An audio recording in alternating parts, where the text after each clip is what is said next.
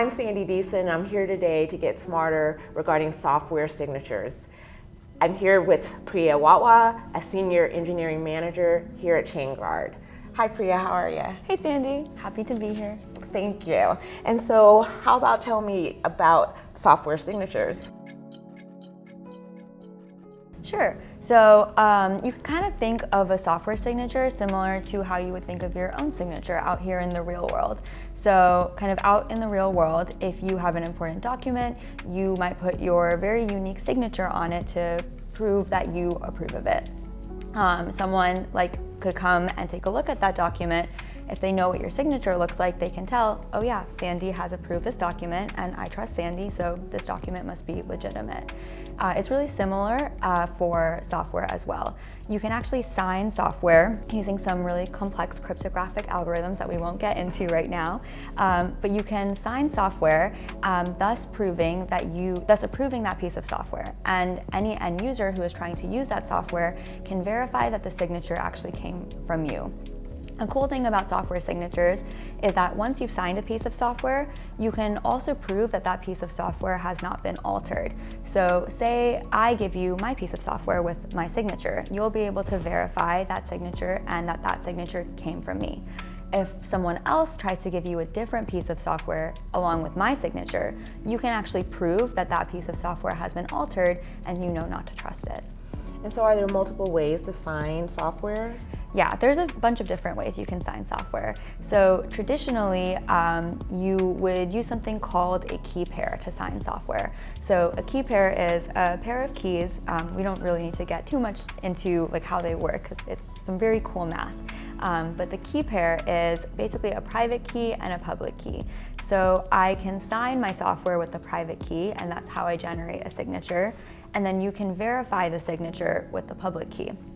And so that's how you can verify that I signed that piece of software.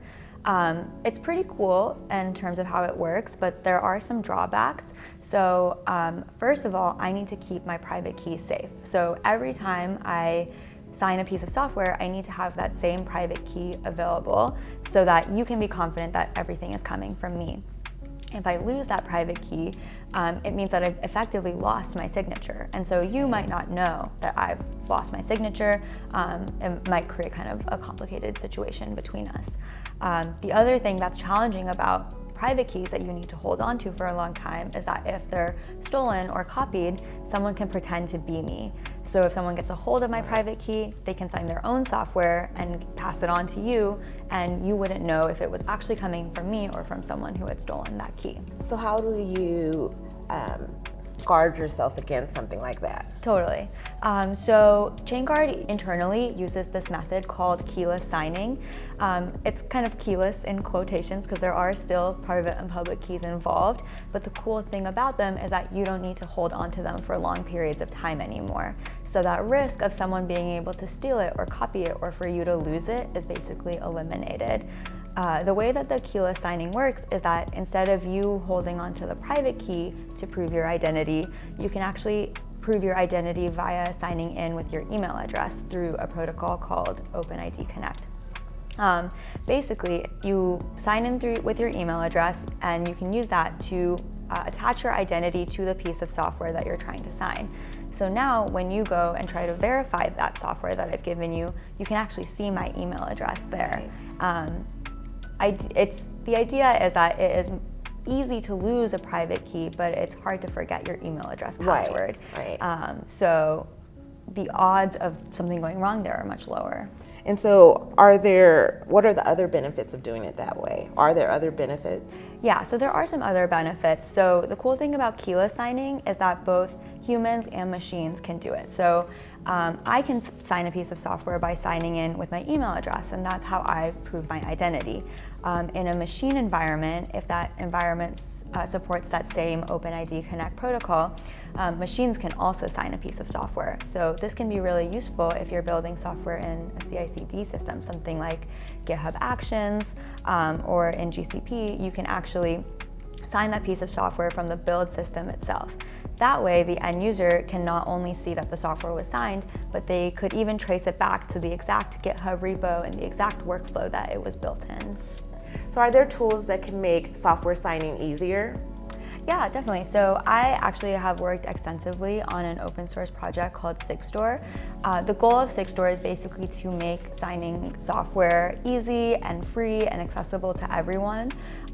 Really anybody could use it, but it really does focus on securing open source software and making it easy for open source projects to sign their software.